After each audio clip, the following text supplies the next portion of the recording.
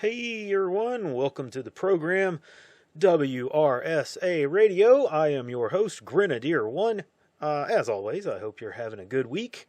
I am doing well. I'm still kind of knee deep in home projects, but getting pretty well through things and getting pretty well settled in, and getting me a good workout with moving things around. But anyway, last week we began a series of shows on practical information that I think we as a movement need to be focused on for the immediate future. We looked at the concept and critical functions of the combat staff. This week we're going to continue, to dive into that, other aspects of the staff and their functions. We're going to be focusing on operations this week, but in the initial phases of this effort, I said that intel and planning or slash planning section and your logistics section would be your most critical elements that you would want to kind of spin up first, and I expanded that to include communications as either part of logistics or as a standalone section, kind of depending on how you wanted to run that. And like I said, this episode we're gonna focus on operations. It's kind of the next tier down. Now, it's down a layer because we're assuming that you're working with a small number of people in the beginning, and as I said in the last episode, this is to prepare your group for future expansion. You can't really do operations if you have no one to operate with. So, but it is a section that you need to have in place prior to really starting to expand and really starting to grow, because there's kind of a hurdle here, which we'll get into a little bit later. But operations is really kind of divided into two areas, and one being the day-to-day non-tactical functions of the group, which is sustainment, and the other being those the tactical functions or executing mission tasking that you kind of traditionally think about when you hear that term operations. But in the beginning, you're most likely not going to be putting too much focus on that sustainment aspect of operations. It's not going to be in your focus because your people will be taking care of and sustaining themselves. And this is a mistake. You need to begin looking at and kind of planning for long-term sustainment of people and working this into your kind of daily rotation and part of your cycles and your processes. And you'll need to consider a lot of factors here and generate a lot of potential needs, and there will be a lot of gaps that need to be addressed. And so your planning in your logistics section can kind of assist in solving those gaps and needs, but if you don't have them in your considerations to begin with, you're not even going to know that you have those problems. So what do I mean by this? Well, we can focus on the tactical aspects of operations, and we'll get into those in a minute, but you would be completely missing this larger portion of your people's needs and their time. And if we kind of look at it in the a week in the life of your group, for example, we might have 10% of the group working on tactical tasks on any given day, and the rest are in some form of training or sustainment kind of mode.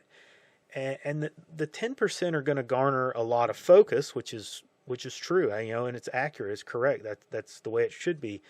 But if you spend all of your time thinking about that and fixating on it, then the other 90% is going to suffer. And fairly soon, you're going to be in a position where you grind to a halt, and you can't even address that 10% of tactical tasking that you need to do.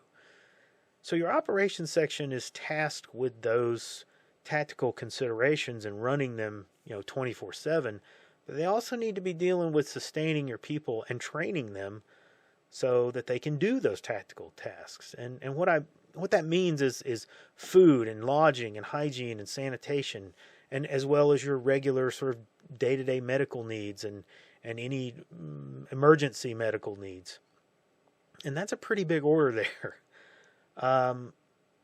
I've spoken in the past about wargaming and how it is an especially useful tool when we look at planning tactical operations or tactical tasking, and kind of building the mindset and how you deal with all the questions and challenges and those kind of things that come up. Well, it's very useful here as well. It's a great idea to build a tabletop exercise for the sustainment aspects of your operational ability.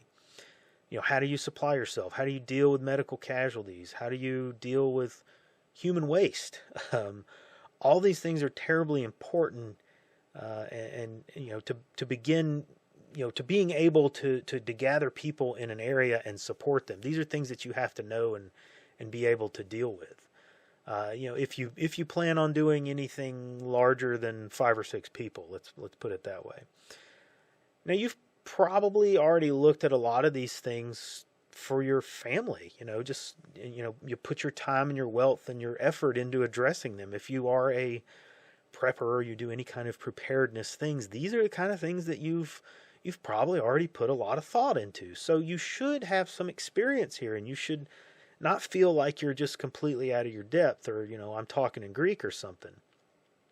Think of this in the terms of your own family. Day to day you go to work, and that's kind of like those tactical tasks, the tactical part of the day. But during that day, you're going to be dealing with your work, but you're also going to be dealing with having to eat and drink and have sanitation, right? And at night when you get home, you'll deal with those things, and you will deal with maintaining the home, going to the store, going to the doctor, entertainment, so your people are happy, they have good morale, all the other aspects of your life that you have to do. Well, that's the same thing. It's just that, your family is bigger, and there will be people trying to kill you while you're doing all of these things. Like I said, it's a tall order, and because it's so important, you're probably going to need more than a single person in this area. You need one person to be kind of over it and ride herd over it, but they're going to need subordinate people to handle various parts of this section or this area. Now, in the ICS system, planning is a distinct section that has a leader, and their function is to be forward-looking into future operational periods and building tasking for operations to go execute. But the S system does not really have a dedicated planning section. That comes under and falls under operations, like training does. It's operations and training, really. But all of that planning is done in that operations section. And I think that's due to the nature, just the focus of the two methodologies. Your S system is really focused on not just being in combat or being in a conflict, but also the full day-to-day operations of a full-time unit. And the ICS system is really a temporary emergency kind of thing. And that's okay. I don't think either way is superior to the other. I think it's up to you how you handle it. You could, for example, run the planning section as a separate function like ICS that's just focused on training, and maybe when there comes time for a real planning for a real operation, that gets done there. Or you could just leave it all in the operations section and kind of subdivide it as needed, and how it what it needs to address.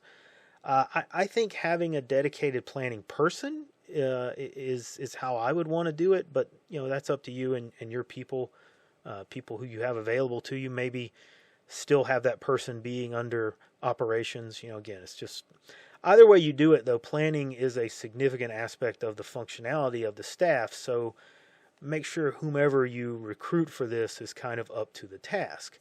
And even if you do have a dedicated planning section or a dedicated planning person, planning is going to be something that every part of the operations section is doing. You're going to be planning for training, you're going to be planning for sustainment, and you'll be planning for those tactical tasking that you're assigned with. And you might look at that and think, now wait a minute, why is the sustainment not being done by logistics and personnel? Well, those things are, it's a two-way flow of information and requirements. And what happens, for example, if you have something that you want to tactically accomplish, but you need trucks to do it with, and your logistics guy says, well, hey, we have trucks, but we're about to run out of the fuel for them. And I can't just run out and get it. There's a fuel supply at a location that I know of, but I need security to go get it. Well, that becomes a tactical task, and you'll need to plan for that. But it's also a sustainment task because you're getting enough fuel for other things going on in the future. And all these things are really interrelated. In this example, the logistics section doesn't have the manpower that they can dedicate to providing security for getting fuel, so they have to go to a tactical team to do that for them. So, unless you think I am talking about big groups here, we could be talking about two guys or your logistics team. Okay, that's your logistics section is just a section leader and his helper, and your security element is just a 4-man rifle team. So we don't have to be looking at this like it's some big 400 or 500 people operation. It can be very, very much smaller. These things happen at much smaller levels of organization and manpower. Typically, when I'm involved in operational planning and operational stuff, it's 15, 20 people, so it can be very small. But at any rate, planning is critical for all aspects of this, and the sooner you can get people for these areas, the better off you're going to be. Now, let's look at how they will build skills and abilities. As I mentioned earlier, the use of wargaming or tabletop exercises will go a long way to building the mental process, the thinking process that is needed for operational tempo. And when you've assembled your staff, you need to be conducting regular scheduled training days. I've mentioned before, I'm in search and rescue, disaster response. I'm in an organization that does that. And we have multiple training exercises every year. Usually we run at least 4, but there might be others that we have the opportunity to go to, maybe 3 or 4 other ones. So we could be doing 8 training exercises a year if we chose. And in some of those you might function as the boots on the ground, doing that stuff out in the woods or wherever we're working. Or you could be up, in a command post filling one of those staff positions. And these are not training on an individual level. These are exercises for a whole unit to kind of work their functionality and their skills in a practical manner. And through that, you identify weaknesses and areas that need improvement. Now, I will say that, far too often, my organization, we do not work with the feedback from these to kind of address those specific weaknesses. We do not have a formal after-action review, and that means we sometimes do not learn from our mistakes. Now, that's a deficiency. That's something we have to get better at, and it's something we're working on. But don't do that, okay? Make sure that you have a formal after-action review for each of these exercises and formalize that feedback to your team so that it can be incorporated into future training plans. Now, ideally, you would have a training cycle that you go through, say, for example, on a 3-month rotation, and you would have 2 months where you do training at an individual or team level, and then in that 3rd month you do an exercise that kind of incorporates the things that you've been training on. And again, this does not have to be everyone going out into the field and spending, several days in the bush. The training and the exercise can be done in a classroom setting or in your basement or what have you, on a tabletop or a mat board. And sometimes those are, I think that they're far more productive sometimes than when you're out in the field dealing with all of the elements and all, whatnot. So keep that in mind. This does not have to be extremely complicated. It can be complex, but not extremely complicated, and it will still be beneficial to you.